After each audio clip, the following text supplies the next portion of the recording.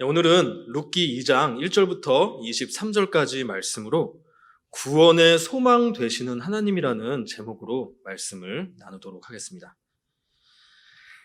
근데 요즘은 하나님께 대한 소망이 잘 보이지 않는 시대인 것 같습니다. 이 주식과 부동산만이 저희 인생의 소망이 된 것처럼 온 나라가 들끓고 있죠. 아니면 공부를 열심히 해서 좋은 학교와 좋은 직장에 들어가서 지위를 바꾸거나 회사에 내 인생을 갈아 넣어서 승진과 연봉 상승 그리고 많은 퇴직금이 소망이 되어가는 것 같기도 합니다. 요즘 이슈가 되고 있는 어떤 주택 관련한 공기업 그 문제 가운데 이 직장인들이 많이 쓰는 익명 게시판에 공부 못해서 여기 못 들어와 놓고 우리 꼬투리만 잡는다. 부러우면 너네도 여기 들어오던가 라는 글이 화제가 됐었습니다. 그러자 하버드대 출신 의원 한 명이 공부 잘하는 사람들이 거기가 그렇게 좋은 곳인 줄 알았으면 너는 못 들어갔을 거다 라고 또 그 글에 일침을 가했다는 기사가 떴습니다. 물론 그 익명의 글이 그 공기업 직원의 진짜 글이든 아니든지 간에 이 돈과 학벌이 우리 사회의 욕망의 분출구가 되고 있고 그것이 사람들의 마음을 사로잡고 소망과 부러움 또 분노의 대상이 되고 있음을 잘 보여주는 일이라고 생각이 됩니다. 그런데 이런 것들이 우리의 삶의 소망이 된다는 것은 무엇을 의미하는 것일까요? 그리고 그런 것들을 나도 한 움큼 쥐지 못해서 낙담과 우울함 가운데 있다는 것은 무엇을 의미하는 것일까요? 두 부류 모두 그런 것들이 우리의 이 고통스럽고 지친 삶으로부터 피할 곳이 되어주고 내가 정말로 필요하다고 생각하는 것들을 채워주는 구원이 될 거라고 믿고 의지하고 있다는 것입니다. 그런데 확실히 많은 돈과 땅, 높은 학벌과 지위는 삶의 질을 180도 다르게 해주기는 합니다. 그런 것들은 되돌리지도 못하고 한 번밖에 없는 인생을 누리게 해주고 피곤함을 덜 피곤하게 해주고 남에게 꿀리지 않고 살 수 있게 해주는 기회이자 능력이 분명한 것 같습니다. 사실 이것은 인정하고 지나가야죠. 하지만 또 다른 확실한 사실은 그런 것들이 우리의 영혼을 구원할 수는 없고 그런 것들에 인생의 소망을 두고 추구하는 삶은 예수님을 따르는 것과는 관계가 없는 길이라는 사실입니다. 하나님께서는 나오미가 하나님만을 의존할 수 있도록 하시기 위해서 나오미가 의존할 만한 모든 것을 텅 비게 만드신 것처럼 저희의 삶에 그런 것들을 텅 비게 만드실 수도 있습니다. 그리고 이 땅에서 그것이 텅 비는 일이 없을지라도 하나님의 심판대 앞에 섰을 때 나는 너를 알지 못한다. 나는 너와 관계가 없다라고 말씀하실 수도 있는 것이죠. 그래서 성경은 하나님만이 우리의 소망이 되신다는 이야기를 반복적으로 하고 있습니다. 오늘 보게 될 룻기 2장에서도 나오미가 자신의 그런 고된 삶 가운데 개입하시는 하나님을 경험하면서 소망을 갖게 되는 장면이 나옵니다. 과연 하나님께서 어떻게 개입하시길래 나오미가 구원의 소망을 갖게 되는지 살펴보면서 저희가 가져야 할 소망에 대해서 한번 알아보도록 하겠습니다. 그렇다면 어떻게 하나님께서 구원의 소망 되심을 알 수 있을까요? 첫 번째로 완전한 보호를 해주시기 때문입니다. 3절 상반절 말씀을 다시 보겠습니다. 룻이 가서 베는 자를 따라 밭에서 이삭을 줍는데. 자, 룻기 1장에서 나오미는 남편과 아들들을 모두 다 잃고 하나님의 은혜를 의지하기 위해서 룻과 함께 이스라엘로 돌아왔지만 남의 땅을 전전하며 떨어진 이삭을 주워 먹고 살게 됐습니다. 특히 나오미가 나이가 많아서 룻이 혼자서 하루 종일 수고해야 둘이 하루를 겨우 먹었을 것입니다. 이 창세기 3장에서 남자가 받았던 노동의 저주를 여자인 룻이 짊어지고 있는 것이죠. 그리고 룻은 이방 여인이었습니다. 당시에 이방인은 저주받은 존재로 여겨졌기 때문에 밭 주인이나 일하는 사람들에게 정죄받고 괴롭힘을 당하는 수치를 겪었던 것 같습니다. 뿐만 아니라 룻과 같이 자녀가 없는 것도 당시에는 저주받은 것으로 여겨졌고, 엘리멜렉과 나오미의 대를 잇지 못했다는 질책이 어떤 방식으로든 룻에게 향하고 있었을 것입니다. 룻은 나오미의 하나님이 나의 하나님이 될 것이다 라는 유명한 신앙 고백을 하며 하나님을 선택했지만, 여전히 이 저주받은 것 같은 상황 속에서 당시에 이 젊은 과부가 감당하기 힘든 고난과 수치와 인생의 무거운 짐을 지고 있었던 것입니다. 사실 저희의 삶도 이와 비슷하죠.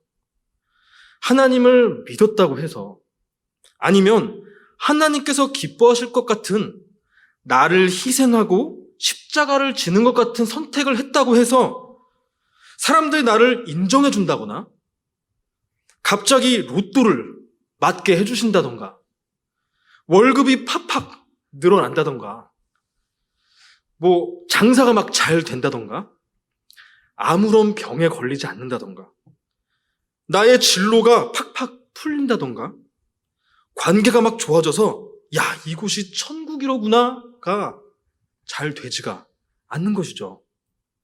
그리고 저희는 하나님을 믿는다고 하면서도 여전히 죄악되고 연약한 모습 때문에 세상의 지탄을 받기도 하고, 직장에서 부끄러운 일을 하기도 하고, 교회와 가족 안에서도 수치스러움을 서로가 주고받기도 하고, 나 스스로도 내가 부끄럽고 자책감에 시달리기도 합니다. 이러한 인생의 무게감과 고난은 저희를 지치게 만들기에 충분한 것 같습니다. 하나님은 정말로 이렇게 저주받은 자와 같이 살고 있는 저희와 함께 하시며 저희를 그 고난과 수치로부터 지켜주시고 보호해주고 계신 것일까요? 그런데 이런 상황 가운데 있던 룻에게 이런 일이 벌어집니다. 3절 말씀입니다. 룻이 가서 베는 자를 따라 밭에서 이삭을 줍는데 우연히 엘리멜렉의 친족 보아스에게 속한 밭에 이르렀더라. 우연히 보아스의 밭에 이르른 것입니다. 하지만 이게 우연이 아니라 하나님께서 인도하신 것이라는 사실은 여러분께서 너무나 잘 아실 것입니다. 하나님께서 함께하고 계신 것이죠. 그렇다면 하나님께서는 왜 룻을 보아스의 집으로 인도하신 것일까요? 첫 번째는 방금 구절에서 읽었던 것처럼 친족이기 때문입니다. 하나님께서는 율법에 가까운 친족이 어려움에 빠진 친족을 돕도록 해놓으셨습니다. 그런데 여기서 중요한 것은 친족이니까 당연히 도와야 된다가 아닙니다. 백성들이 언젠가 당할 수도 있는 고난과 수치로부터 보호하시기 위해 하나님께서 그에 맞는 율법과 율법에 순종하는 자를 미리 준비해 두셨다는 것이 중요한 것입니다. 룻을 보아스의 집으로 인도하신 두 번째 이유는 보아스가 유력한 자이기 때문입니다. 룻기 2장 1절 하반절을 보겠습니다. 유력한 자가 있으니 그의 이름은 보아스더라. 이 성경에서 유력하다는 단어는 전쟁에 능한 전사들이나 높은 직위를 가지고 있는 사람이나 재물이 많은 능력 있는 자들을 표현할 때 사용됩니다. 그래서 사실 이 유력함이 자주 쓰이는 곳은 하나님을 묘사할 때입니다. 전쟁에 능하시고 모든 직위보다 높으신 왕이시고 모든 재물의 주인이신 전능하신 하나님을 표현하는 것이죠. 그렇다면 하나님께서는 그 전능함으로 무엇을 하실까요? 스바냐 3장 17절입니다. 너의 하나님 여호와가 너희 가운데 계시니 그는 구원을 베푸실 전능자이시라. 성경에서 하나님의 전능하심은 죄와 사망으로 인한 무거운 고난과 수치 아래에 있는 백성들을 마땅히 구원하실 능력이 있다는 것을 보여주는데 사용되는 것입니다. 바로 그런 하나님께서 보아스에게 유력함을 허락해 주신 것이죠. 그 유력함을 하나님께서 준비해 두신 율법에 순종해서 사용하고자 하는 보아스는 룻에게 이렇게 두 가지를 말하게 됩니다. 8절과 9절입니다. 보아스가 룻에게 이르되 내 딸아 들으라. 이삭을 주우러 다른 밭으로 가지 말며 여기서 떠나지 말고 나의 소녀들과 함께 있으라. 그들이 베는 밭을 보고 그들을 따르라. 내가 그 소년들에게 명령하여 너를 건드리지 말라 하였느니라. 보아스가 말한 첫 번째는 자신의 밭에서만 이삭을 주우라는 것이고, 나머지 하나는 자신이 거느리는 소년들이 다른 밭 일꾼들처럼 룻이 이방 여인이라고 괴롭히지 못하도록 했다는 것입니다. 바로 룻이 감당하기에 너무나 무거웠던 인생의 고난과 수치, 그 저주받은 것 같은 삶에서 그가 가진 능력으로 보호를 해주는 것이죠. 사실은 하나님께서 그 전능하심으로 순종하는 구원의 통로를 통해서 백성들을 보호해주고 계신 것입니다. 사실 저희가 바로 이렇게 룻과 나오미와 같이 죄와 사망 아래서 저주받은 자들이었습니다. 죄로 인해서 영원히 하나님 없이 지치고 피곤하고 화나고 상처받고 상처를 주고 병들고 죽음을 맞이할 수밖에 없는 영원한 형벌 같은 삶을 살 수밖에 없는 존재들이었죠. 하지만 하나님께서는 보아스를 준비해 두신 것처럼 하나님의 뜻에 온전히 순종해 자신을 죽이시기까지 한 예수님을 준비해 주심으로써 저희를 죄와 사망으로부터 보호하시고 구원해 주신 것입니다. 그리고 예수님께서 십자가에 흘리신 보혈의 능력은 죄와 사망으로부터 말미암는 이 고난과 수치로부터 보호해 주시는 하나님의 이 전능하심이 가장 명확하게 나타나는 곳입니다.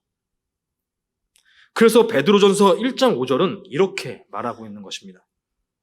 너희는 말세에 나타나기로 예비하신 구원을 얻기 위하여 믿음으로 말미암아 하나님의 능력으로 보호하심을 받았느니라.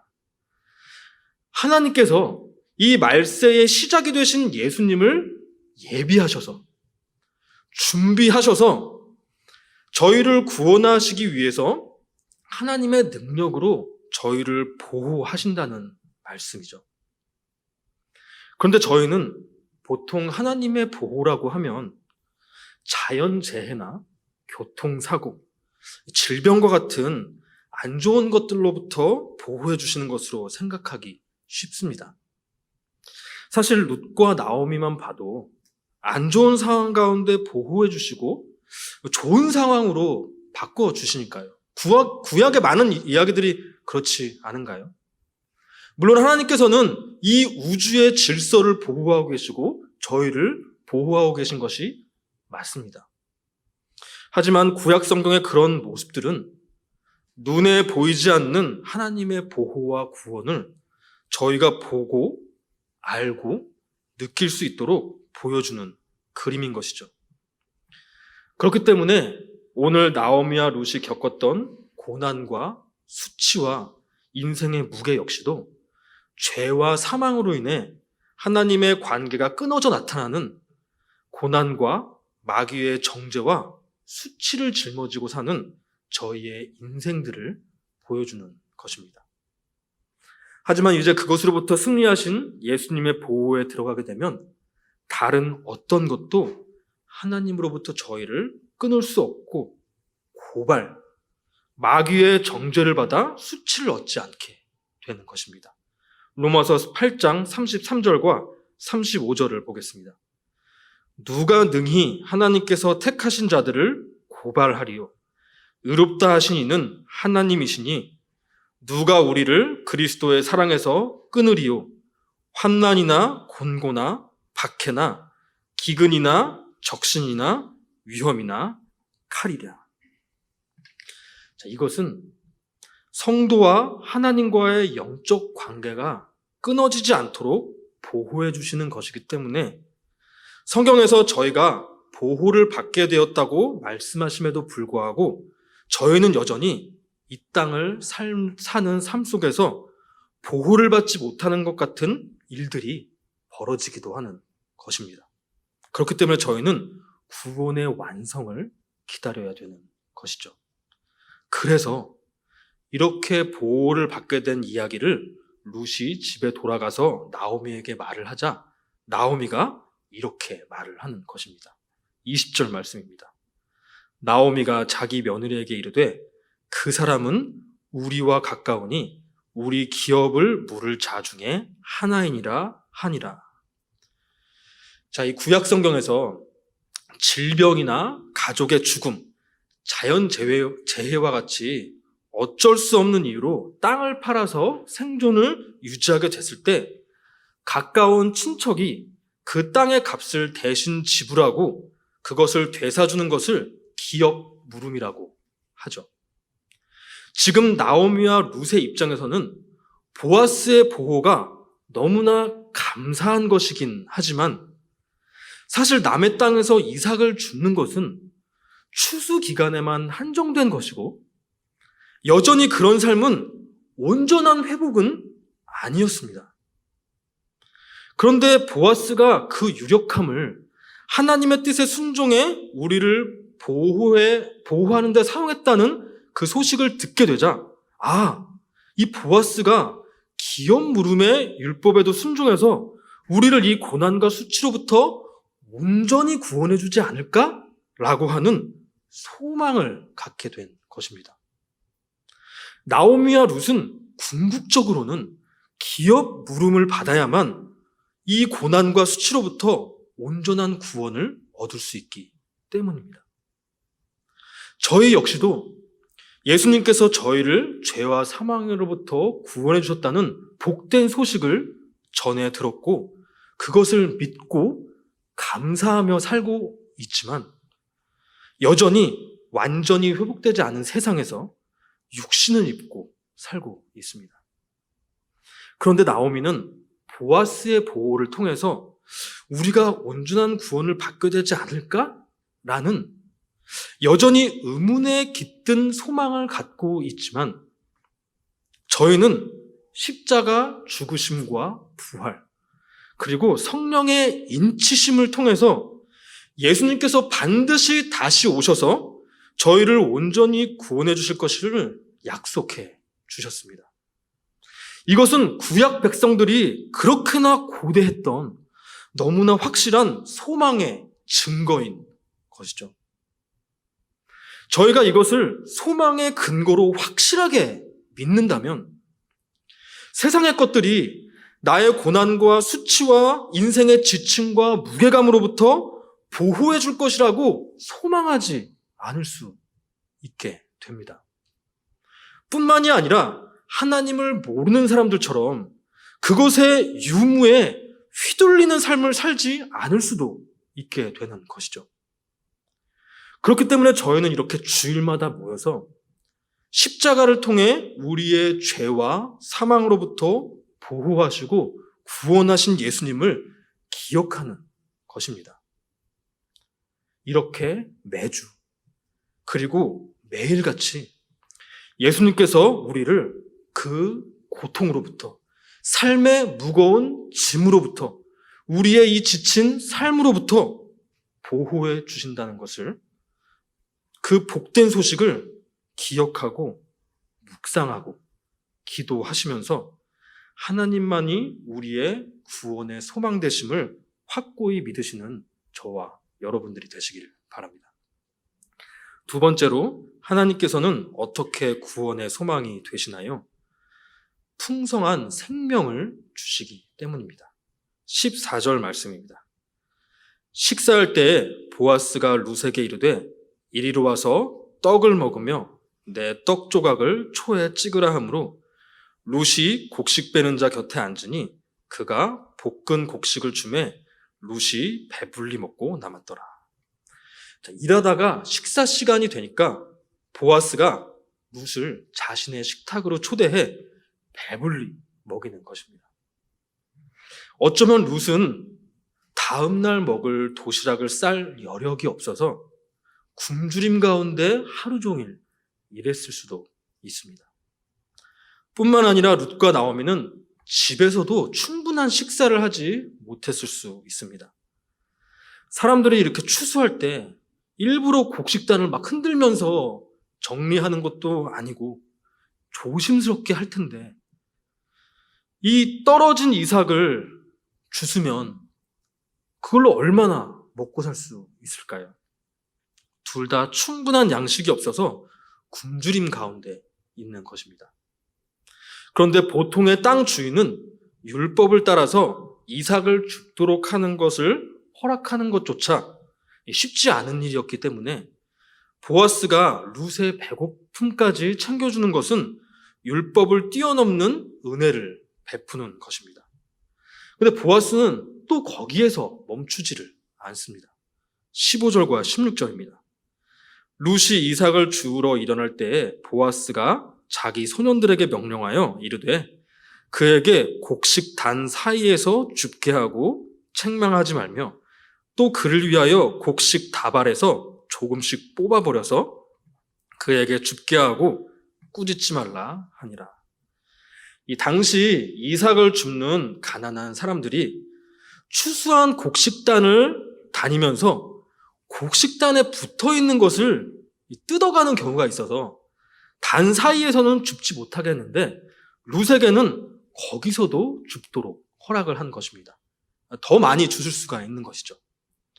그리고 곡식다발에서 일부러 이삭을 뽑아서 바닥에 뿌리라는 것입니다. 이것은 추수하다 떨어진 이삭을 줍게 하라는 율법도 뛰어넘는 것이죠. 정말 큰 은혜를 베풀고 있는 것입니다. 이런 은혜 아래에서 룻은 하루 만에 20kg나 되는 이삭을 주었는데요. 일반적으로 여자가 하루 종일 쉬지 않고 주어서 이 남자 한 명이 들기도 쉽지 않은 20kg 쌀포대를 만든다는 것은 불가능한 일입니다. 그리고 룻이 점심을 배불리 먹고 남은 것까지도 싸가게 했죠.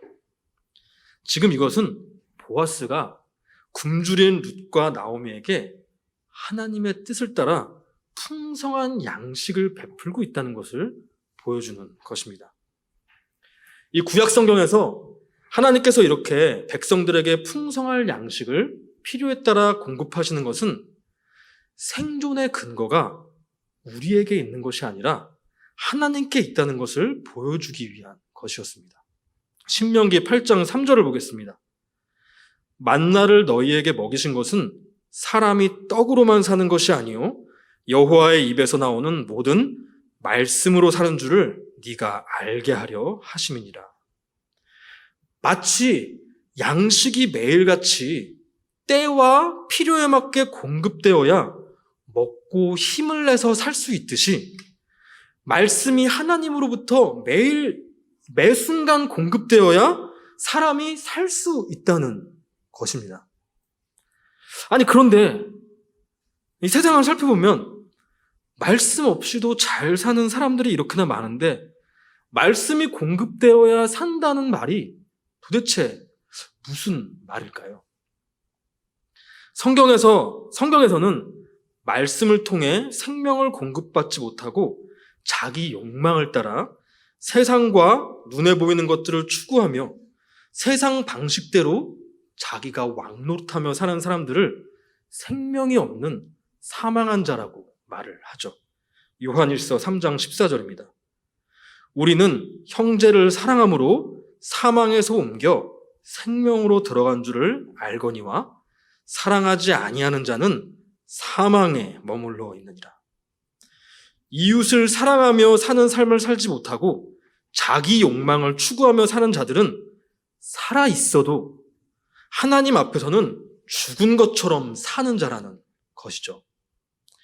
돈, 땅, 주식, 승진, 좋은 직장, 학벌에 목을 매는 사람들은 그것이 자기의 생존의 근거가 될 거라고 믿는 사람들입니다.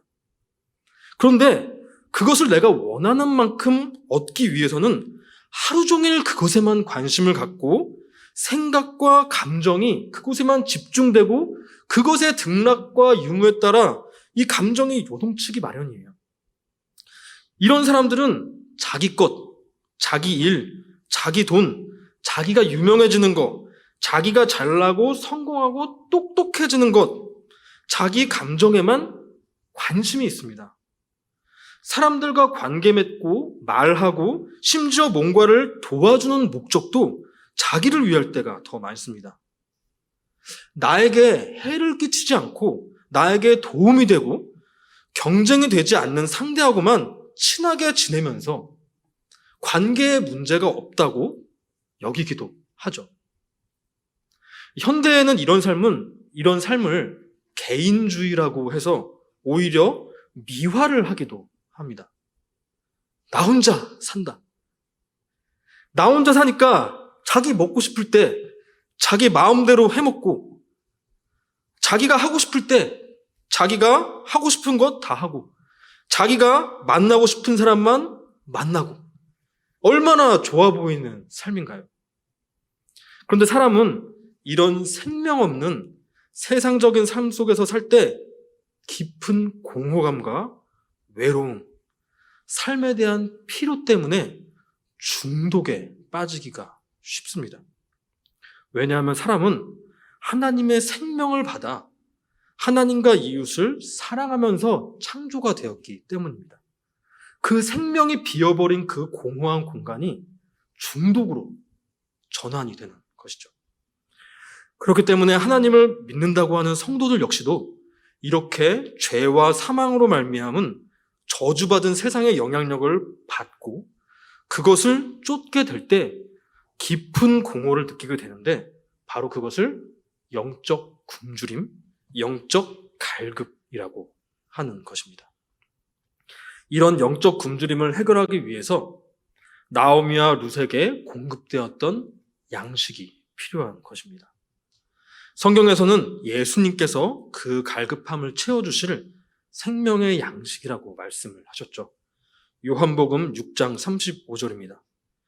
예수께서 이르시되 나는 생명의 떡이니 내게 오는 자는 결코 줄이지 않을 터이요 나를 믿는 자는 영원히 목마르지 아니하리라. 자, 왜 이러냐? 왜 이러냐면 바로 이 예수님께서 태초부터 하나님과 함께 하셨던 생명의 말씀이시기 때문입니다. 요한일서 1장 1절과 2절입니다.